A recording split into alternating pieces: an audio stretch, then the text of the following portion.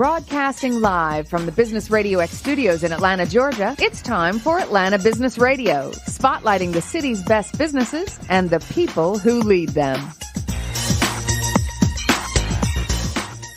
Welcome to this very special edition of Atlanta Business Radio. It is time for Atlanta Cares Radio, brought to you by Atlanta Planning Group and our good host, Miss Grace Hayden. How are you? I'm well, thank you. Good morning. Good morning. This thing has been in the works for a while. We've been planning on this, working on this, figuring out who we want in the room, what we want to do. And I had to keep it a secret the whole time, which, let me tell you, it was tough because we're so excited. This is going to be so much fun. We've got a room full. We've got observers. We got entourage. We got paparazzi. Yep. We got a lot going on in here. So let's get it started. Yes. All right. Who do we have first that we want to visit with? So first up, we have the pleasure of chatting with the Global Growers Network. We have Robin Chanin, the co-founder and executive director of Global Growers Network, a Georgia-based nonprofit social enterprise that creates pathways for talented farmers to contribute their agricultural skills to our local food system through a network of farms and gardens around Metro Atlanta.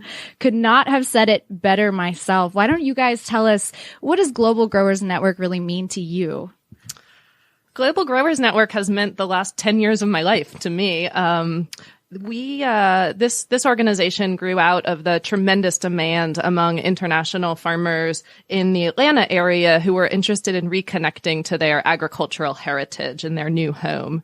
So in 2010, we began connecting talented growers to farming resources, including access to land, skill building, business coaching, and market relationships. So by providing farmers with that ecosystem of support, we're strengthening the local economy while making local healthy produce abundant and accessible throughout Metro Atlanta. That's an incredible mission. Absolutely love it. And you brought your right-hand woman, Miss Desiree Fowler, with you. Desi, what's your role in the company and what do you do? Sure. My role is the development and communications manager with the organization. I'm originally from Germany, moved here 4 years ago, and have been with the organization for the past 3 years. Wow. And you guys have done a lot of development in the community, but why don't you tell us how many farms, gardens, and growers do you work with right now? So we have about a little over 300 families in our network. Wow. We have 8 different farm and garden sites across the metro area, and altogether we're managing a little over 22 acres of land. Wow. That is a lot. Where are they located? All in DeKalb County in the communities of Clarkston, Decatur, and Stone Mountain. Very cool. And so your farmers, are they from a particular region or? So Global Growers prioritizes our services for international farmers who came to this country as refugees. Then focusing on this niche of underserved and underrepresented farmers, we're working towards shifting agricultural resources to match the changing demographics of our food system. We work with folks from around the world. One of our most recent initiatives of collecting community input to really drive our programs and services, we ended up talking with people from over 38 different countries, which is unbelievable. But the 3 countries that make up the countries of origin for the majority of the growers we work with are Burundi in East Africa, Bhutan in South Asia, and as well as Burma. Very interesting. And so was it just a coincidence that you wound up in Atlanta, or was that kind of a strategic choice? I know Atlanta's a refugee relocation site. Mm-hmm. Yeah, Atlanta is rich in resources for our work, and that includes a large international community, many, not all of whom, but many of whom came from agrarian backgrounds and come with generations of farming expertise and also wonderful food culture to contribute to the Atlanta area. And we're also rich in land, which means soil, sun, and water. We have a long growing season here in the American Southeast, so we are able to have some very productive farm and garden sites. And has Atlanta as a community been receptive to the organization? We've received incredible support from the Atlanta community. We have access to land, in part due to the generosity of landowners. We also partner with local municipalities to use some public land for these operations to create public benefit for those communities.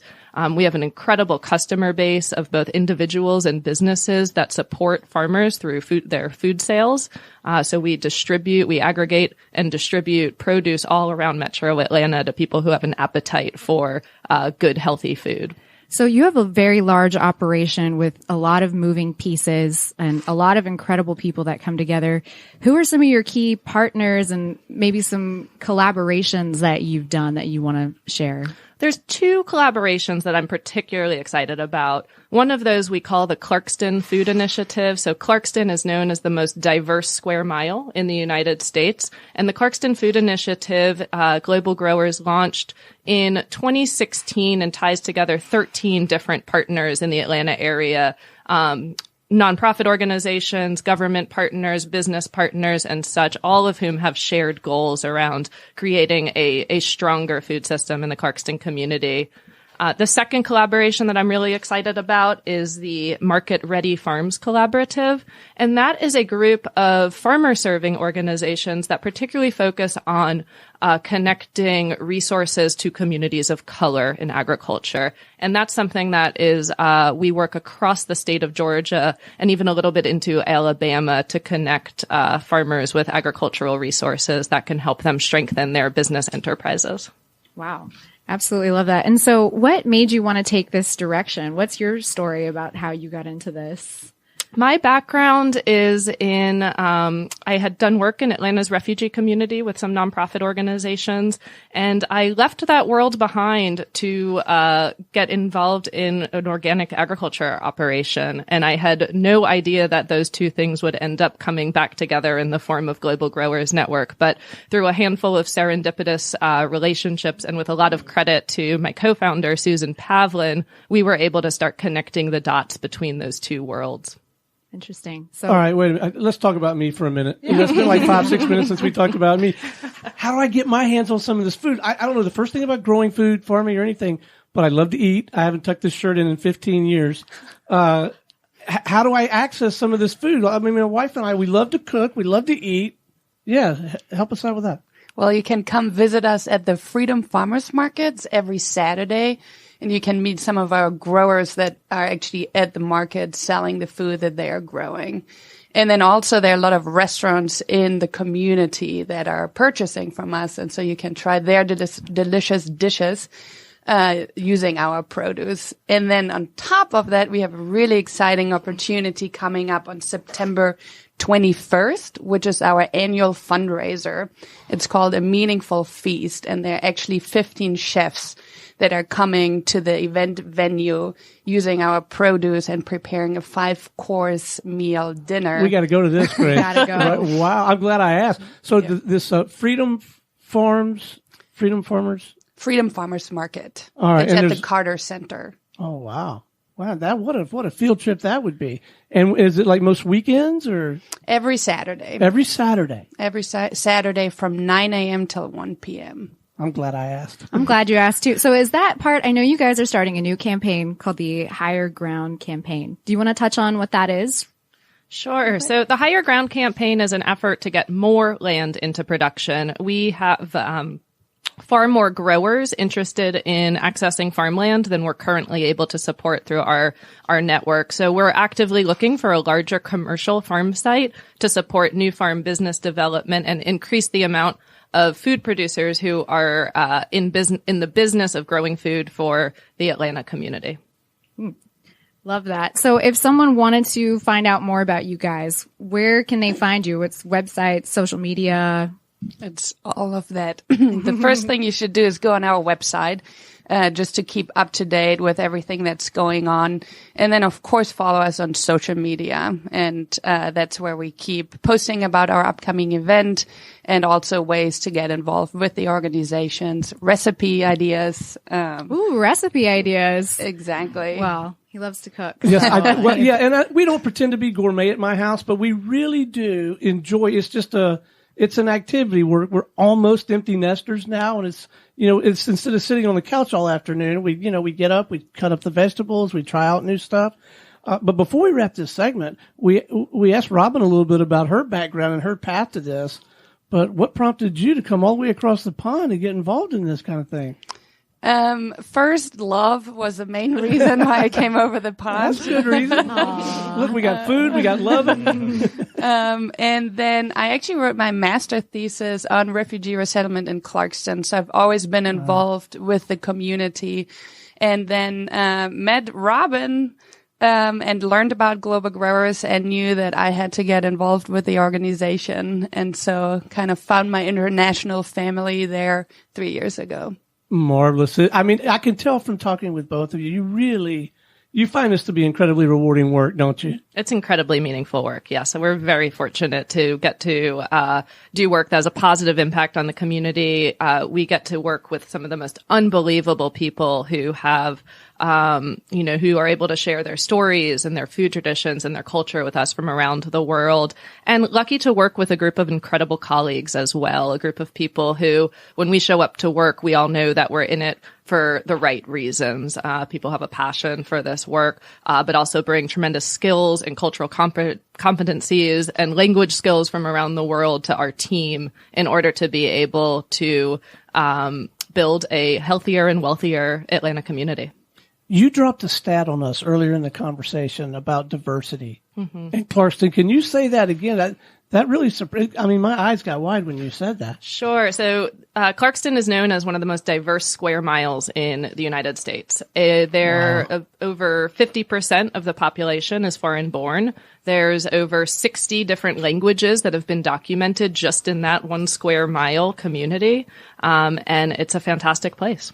A lot of folks in Atlanta are not aware that we have this incredible global hub and global community with all sorts of wonderful things happening there. Grace, is this going to be every month we're going to talk to organizations of this caliber are doing this kind of work? Yeah, Atlanta's a really cool place with a really rich culture and unique community, so there's a lot of cool people we're going to have on the show. This is going to be a lot of fun. We're going to find it rewarding, I think. So. If this is going to be the format of the show and this is going to be the caliber of guests. All right, so before we wrap, one more time, let's make sure we've got coordinates for anyone who wants to reach out and have a conversation about any of these topics, but also who may want to get involved in some way, whether it's, going to these farmers markets or I'm operating under the impression there's maybe even a path to contribute directly if we just, we think it's a good cause and we want to contribute directly.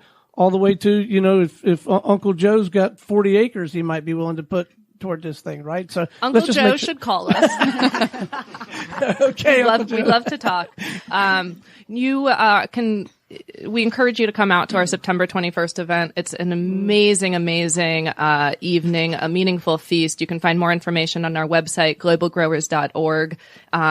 Follow us on social media. If you can't make it out to that event, we'll have plenty more in the future and ways to be able to dig in, get your hands dirty. You can volunteer at our farm and garden sites. You can learn how you can purchase food from partner farmers. And you'll learn about future food events that we'll be hosting around the community. And lastly, if you're inspired by what you've heard today and you'd like to contribute to our Higher Ground campaign, you can also do that on our website, globalgrowers.org.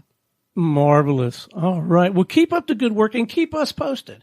And there may be some wisdom, Grace. I'm thinking, maybe we check back in with them from time to time, see what they're up to, Yeah, right? I think that's a great idea. They're a dynamic organization, so. Well, it certainly seems that way. Hey, how about hanging in there with us? We're going to still visit with a few more guests, yeah? That sounds great.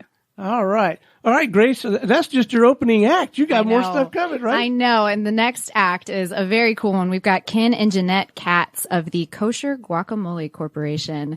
You may know their business, Buenos Dias Cafe. It's a fresh Latin food restaurant operating in downtown Atlanta. It's owned and operated by the husband and wife team. You may notice they have the same last name, Jeannette and Kenneth Katz. It's been a healthy food staple to the downtown community since opening in 2013.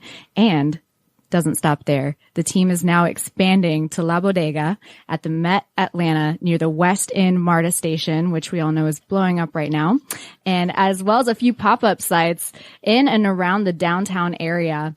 They are a team hailing from El Salvador and New York, so they find opportunities to bring unique food experiences to these hungry communities. So we're talking about hungry communities today and how to feed them. Thank you for joining us. Why don't you tell us how you came up with the concept of Buenos Dias Cafe? We I've been in the restaurant business for a long time. Jeannette and I actually met working in a restaurant in San Francisco 28 years ago.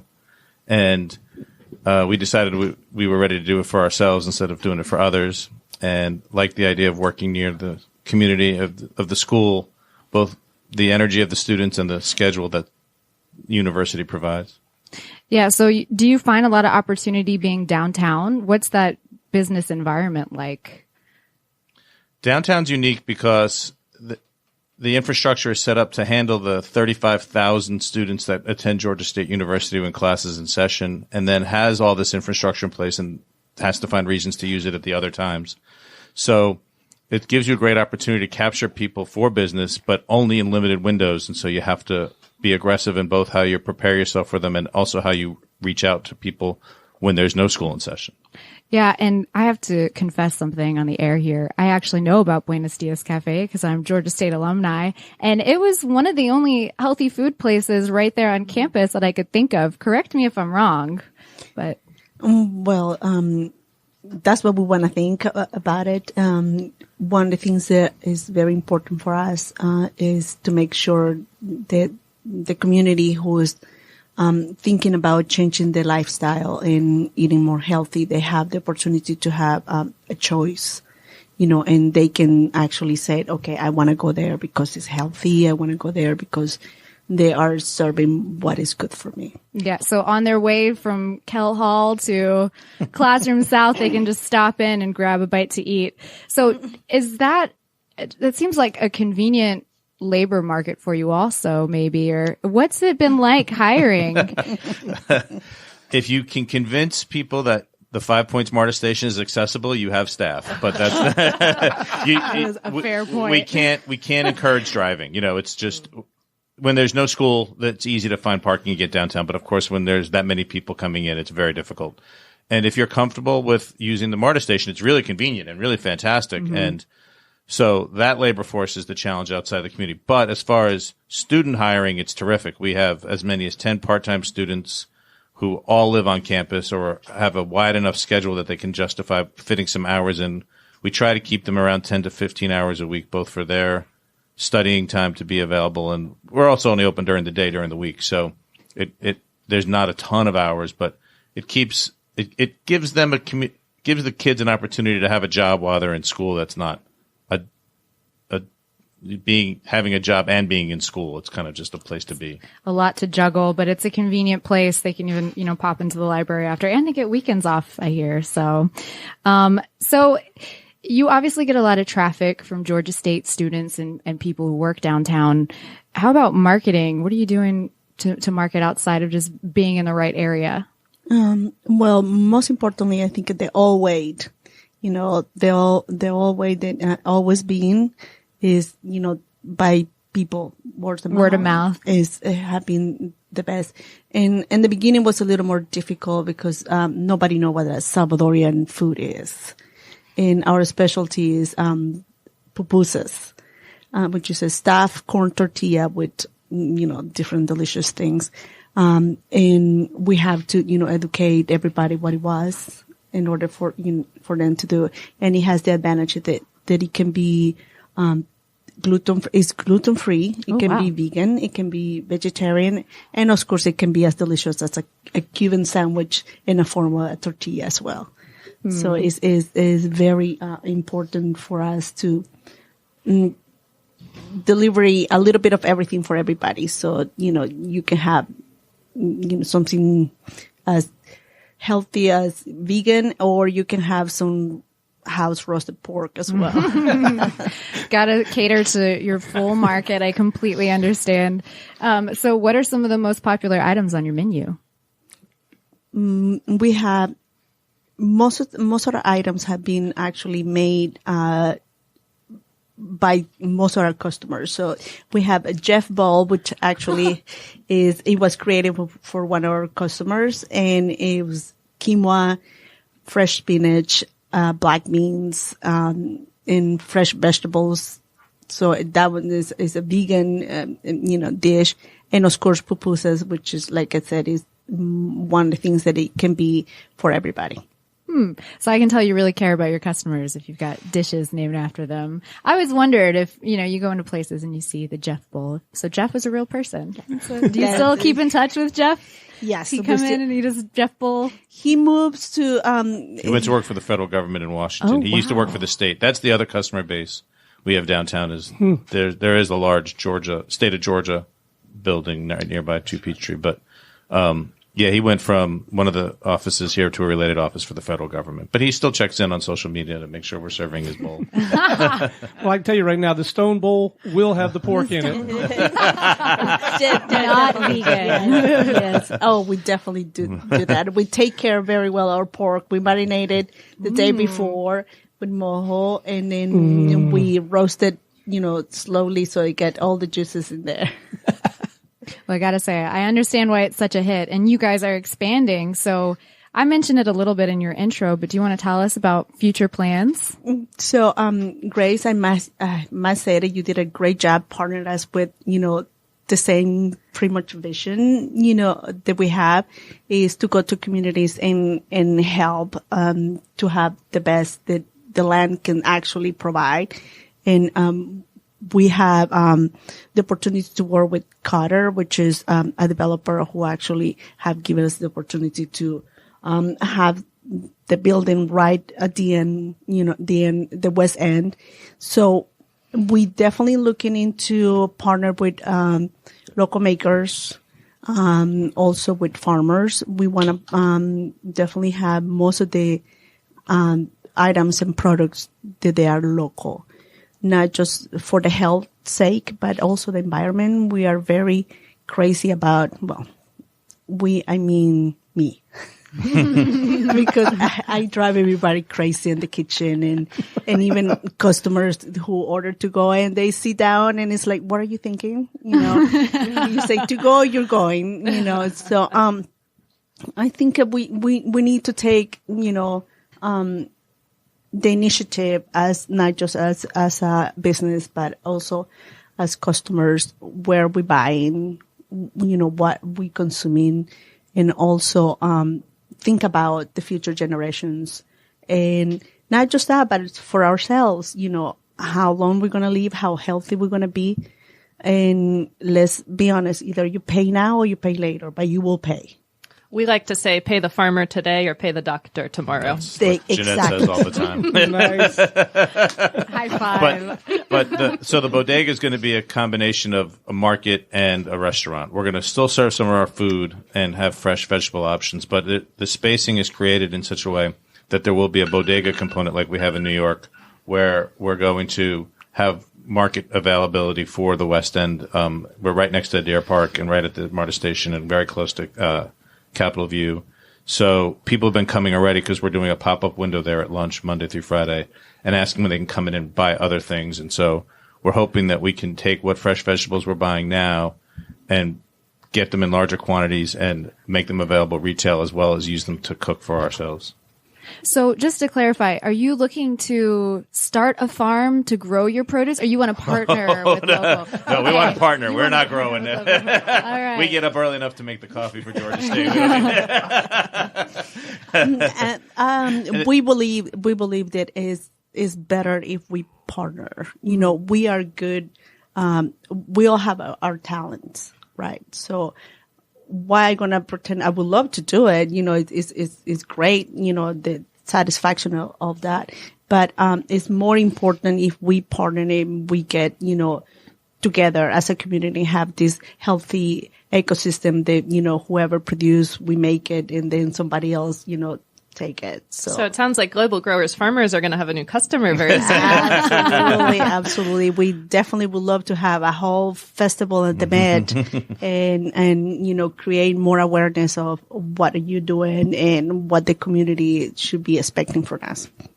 So this is going to be fun when we get ready to launch the Papusa Festival. That's right. That's it. That's right. Our next podcast should be just about pupusas. So many kinds. I had no idea. In our earlier segment, I asked the lady, Desiree, about the trip from Germany and what prompted that.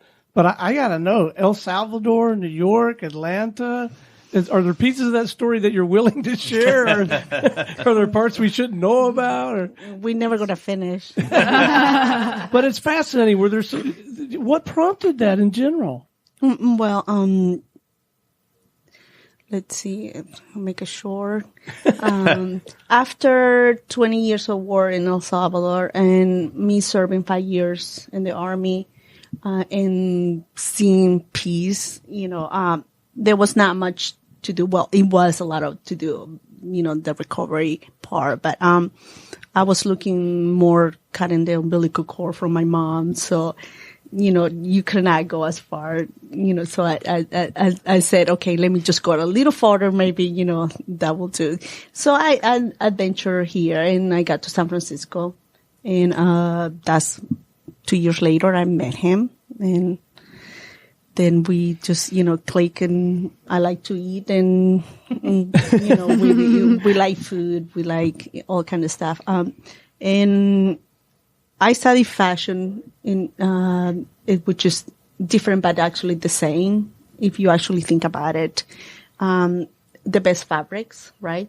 The best produce, the way that it looks, and so you incorporate some of those very same disciplines, right? Exactly. Well, I mean, to me, you're a model of courage. I mean, I came from Pensacola to Atlanta. It was a big jump for me, and my uncle had a job waiting on me when I got here. That's very different. I mean, you went out there. That's incredible. After being in the army, nothing scares you. It was like, now I think like, what I was thinking, but yeah, it's pretty much the same principles and less is more, we say in fashion, and it's pretty much the same for food, and the colors, the taste is how you feel and all that. So it was very interesting, the transition about it, but yeah. And then you two, you can't let good enough fly. I mean, you got this great thing going, and then you're just sitting on the deck, sipping a glass of wine. You say, you know what? Let's open another one. What is that about? There's always an opportunity to give other people opportunities. We're only 1,200 square feet downtown. It's small. There's only so much you can do. When you have great employees that want to grow more and do more, you have to give them a chance to either go on their own, which a lot of people are afraid to do, or give them a chance to do more things. And we're lucky that we met the Carter development team when they were working on the Summerhill project with Georgia State, which is how we met them because we're right at Georgia State, as you mentioned. And they thought there'd be a great opportunity to provide a food service for this other giant property they have. The Met Atlanta is 1 million square feet, and has up until now had nobody doing any kind of food. It's fully occupied. It's not a new project. It's a 100-year-old property. But it's really cool that we're going to be able to expand what we do, but also expand the responsibilities for the people we work with in the store and also the people outside, the resources that we can start bringing in and give opportunity and exposure to. So what that suggests to me, very much like what I feel like I picked up in the last segment, talking with Robin and Desiree, a great deal of your compensation is not monetary. You two get the juice from genuinely helping people. What drove you was creating opportunity for more people. Right. That's fantastic. We're not getting rich doing this, but it's very easy to go to work every day. So, man, you're 2 for 2, Grace. Should I hit the music and we get out of here? Oh no, not yet. Not yet. We got our closing act next. Oh man, I would not want to follow those 2 acts. You can bow out if you want. Yeah, I'm thinking about it. Honestly, yeah. All right, but let's make sure before we do wrap. I want to make sure everybody knows how to get to both of these places and have a pupusa and a stone bowl. The stone bowl and the pupusas are available at Buenos Dias Cafe, which is on 30 Decatur Street in downtown Atlanta. BuenosDiasCafe.com. It's on all the social media that I do not know how to do, and then. La Bodega at the Met is in the Met Atlanta complex, which is 680 Murphy Avenue. And I don't even know the social media for that. Is it the window? We have the window at the window, .atl. And that's a whole new segment that you probably going to have because it's a well, pop-up. We'll have you back and we'll talk about that, right? It's a pop-up, the opportunities that we were talking about given to chefs that they want to do their thing. And so they are going to have, it's going to be a small window lab so they can actually do their thing and see if actually sells, so it's a live training for them and have the opportunity to talk to customers without actually having a lease or, buying all the equipment that they're supposed to need. So they're actually doing it in our restaurant and then popping up at the window. I love it. So, all right, so where can we get to a pop-up? How does that work? So that's you it. have to be like on the in crowd Right. and you get like the secret text or something? Follow the social media stuff, and she posts it. Yeah. Grace, are you in the inner circle yet, or is that what the whole reason for this show is so you can get on the inner circle? I'm just trying to get in the inner circle. That's right. I had to figure out a way. I'm sneaky. Grace is hungry. I am always hungry. I think that's what Steve told us. Grace is I'm a hungry person. Yeah. All right, so you ready for our headliner? I'm ready. Okay. I'm ready. And I'm excited because we got to talk about things that bring people together today. We talked about food. I am a hungry person, so that's why I knew about all these food organizations. But when I think of Atlanta, I also think of music. And our next guest is Micah Dalton. He's the artistic director and self-described community coach for artists advocacy nonprofit ATL Collective. Not only that, he's an artist himself. He may sound like an earthier, clever Ben Harper, but musically, Dalton suggests a mid-'80s Prince and the way he defiantly straddles so many styles, requiring an enormous musical arsenal to get his point across. That's a direct quote from Paste magazine. So we're here in front of kind of a big deal, Mr. Micah Dalton. So Micah, why don't you tell us a little bit about what ATL Collective does? Yeah. Am I close enough? You're doing a great job, but it's like you've been in front of a mic before. I'm sorry you had to say that many words. So, but before you do that, I want you to introduce me next time we do next this. Time. You are like the best introducer. I want to take you on the road with me when I do talks. Isn't she great? Yes, to get people up? Absolutely. Okay, take it away, Micah. So ATL Collective has been around since around 2009. We've been an ongoing kind of year-long music festival or concert series. We're a small business. For up until about last year, we decided to pivot to nonprofit because we realized our team and sort of the people we were serving would benefit more from that type of structure. So we create our vision is to create a welcoming, distinct, and collaborative music community here in Atlanta, and doing that through creating exposure opportunities, professional development, and financial opportunities for artists. And music makers, so producers in it. Do you focus on local underground acts, or do you work with some bigger names that people might know as well, or both? And that's kind of part of where we have seen some value for the artists professionally, is where we've had like Booker T from Booker T and the MGs come play with local acts, so artists get exposure to essentially bigger businesses. Then we've had bands like the Shadow Boxers who supported Justin Timberlake on his last tour, and so we really try to drive value towards developing acts, because that's a service within the music industry that isn't really there as much. Normally it's easy. Huge acts get all the attention. Smaller acts are going maybe to a bunch of panels and playing weddings and things like that and trying to figure out what that bridge is. So our hope is to do more of that. So you're kind of rooting for the underdogs, not to say they're underdogs, but you want to give the little guys a moment to shine as well. Yeah. And, they're big in their own right as well. So where can we find some concerts? Are they just in the Atlanta area? Do you go out to the suburbs, or? They are in the Atlanta area for the most part. We just did a show at the Atlanta History Center a couple weeks ago. We've got on average probably 1 or 2 shows per month. We also have an education series called Hump Day Hangs on Wednesdays. It's a panel, but it's more about getting giving artists a chance to get one-on-one time with professionals in the industry. So we have one of those coming up this coming Wednesday. So all of that's on our social. There's so many dates that we actually have that I would recommend people go to social or the website to find all that. So those one-on-one sessions with professionals, what do they talk about? Does it? Yeah. Well, we have we kind of structure it where we have a panel and then leave some time for, questions from the people that are there, and then try to not swamp the panelists, but give an opportunity for artists to connect with them.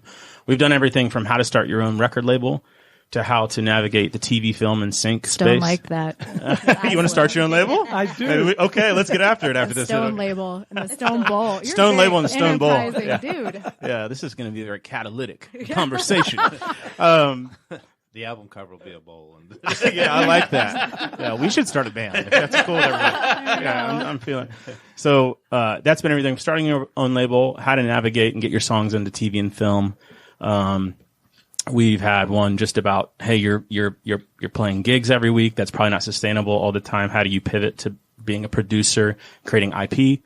All those things to try to figure out how to equip, because they're all musicians and music majors. They're essentially all these small businesses, and oftentimes their businesses are structured in ways that they're doing a lot of heavy work, working a lot. So how do you work smart and not hard to the degree that you can? Other industry heavy towns like New York, LA, Nashville kind of have that infrastructure in place, and we're not just trying to create any infrastructure. We're trying to contribute to development for those artists that really want to grow. And it's got to be challenging. I mean, the music industry has changed a lot. The way we listen to music has changed a lot. So what are some things that you see successful artists doing that you try to coach people on to make money? Yeah. Well, I think the news is generally like revenue has grown in the industry. Streaming is kind of catching up. More people are signing up for Spotify. There's different opinions on that spectrum, but the good news is the revenue's there.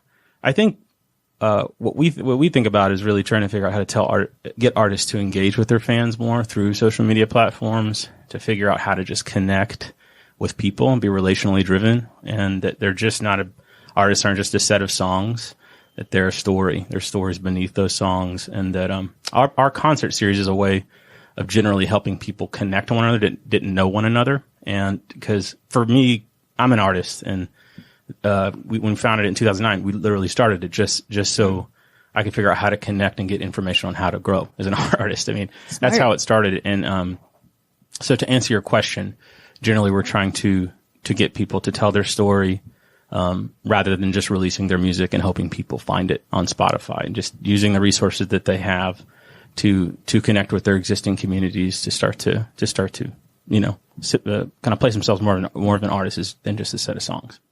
And you can be a lot more connected in today's world because of social media. Right. So, yeah. To your point, you can't drive the car looking in the rear view mirror. That's right. You got to be looking forward. So what do you guys have going on in 2020? Yeah, we're going to continue with our Hump Day education series. Our main program, we know how to do live music, so we're going to continue to do that. We hope to, there's a couple of things that we're working on this fall, programmatically. We hope to do something around mentorship. We hope to do something around songwriting camps. Really, there's an opportunity, we think, just to continue to connect a lot of dots. Wherever we see, it's almost like Atlanta's so geographically siphoned off that that's kind of like a good model for how it feels musically. Just ways to connect people around songwriting in particular, because I think there's a lot of IP publishing opportunities for a lot of artists that are just playing music, playing gigs, but I think there's publishing opportunities. So we want to pursue that. And we also want to be relationally driven. There's a lot of artist advocacy groups that have panels or have information they're throwing at artists, but really that's because of the way I think most artists, probably us here, are geared. That stuff is really massaged in and really effective long-term relationally. So giving people, we're trying to think through mentorship opportunities that are sustainable and kind of form-fitted. It seems like you have so many plates spinning. I don't know how you stay on top of all of it. I do not. That's why we have an executive director. That's why I'm the artistic director. But it seems like the work that you're doing would go a long way toward getting young people fired up about what's possible in your arena. Right. Whereas maybe in the past, without some of the things that you're doing, it would never even surface for them. Can you speak to that a little bit? Yeah. So that's a goal and a value for us, is to figure out how to have this cradle to grave programming to where kids are seeing adults, making a living in music. Now, admittedly, we're a new nonprofit. We know how to do live music, and that's probably how most people know of us. So, but that is something that's a value for us. There's a lot of great programming around that with like Atlanta Music Project and some other, I think educationally driven music programs that we're trying to get in the room with, meet with them and say, hey, how can we showcase what you're doing along with what we're doing? How can we create some opportunities to connect? relationally. We had a show at Buckhead Theater this past summer where we had, like 7 tweens singing Queen. And, they're being mentored and coached by one of our music directors. So a lot of this is happening informally. We're just trying to be like, oh yeah, we're doing that. We need to figure out how to more fully, bring that to the forefront. And is this accessible not just to the youths, but maybe some adults want to go and try out some songwriting skills or their producing skills like Stone? Yeah. Stone, we have something for you, my man. For us, the Hump Day Hangs, which happen every other month, are a great way to come get to know our community. Coming to our shows really is a way to get to the community because we try to make our staff tries to be available there to figure out. We're just trying to get a real read on the needs of the community. So Hump Day Hangs are probably the best way for if someone was like, I want to get into songwriting, or I want to understand how to register my songs with a PRO, or I want to do an album, or wherever you are on the spectrum, we hope to be able to either refer or to fulfill some of those needs. And I think we got a really special community here myself, but what's your favorite part of having this nonprofit in Atlanta, of all places? I think Atlanta is kind of culturally the most interesting place in the world. So to be able to try to serve that voice musically, it'd be a part of the multiple people that are serving that voice musically is really gratifying. Because there's just so many, it's such an odd, zany, fun, cool place. So, I mean, we're run every month, or oftentimes 2 times a month. We're not just trying to, we reimagine classic records that are 20 years old with our live music program.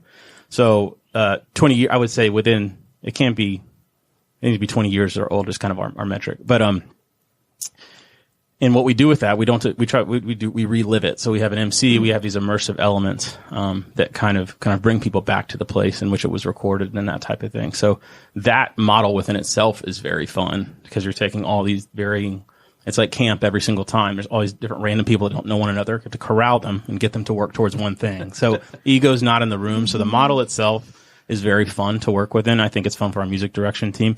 And also being in Atlanta is just I feel humbled to do that. It's a cool place. All right. So how do we get plugged into this? Let's just get coordinates one more time for any of this to get tied in. ATL-collective.org is our website, and that's kind of the hub for everything. Instagram, I would say if you follow us if you get hip in both of those places, you should do that. And I think my email's on there. We're a new nonprofit, so just reach out to me too if you have any questions. Fantastic. I'm not going to give you my cell phone number, but I think that's a good place. Only the insurance sales guys do that when they come in. Yeah. They give you the cell. Or the I always thought that was crazy. Like I would be so freaked out by that. Yeah. All right, so Grace, you and we're going to put on a music festival. We are. Catered by Buenos Dias, La Bodega, and fueled by Global Growers Produce. That's right. Right. That's right. What an inspiring opportunity. This is so much fun. I'm loving it. Well, thank you for putting this together. Thank you. Thank you for supporting us. And helping make it happen. All right. Until next time, this is Stone Payton for Grace Hayden, our guest today, and everyone here at the Business Radio X family saying we'll see you next time on Atlanta Cares Radio.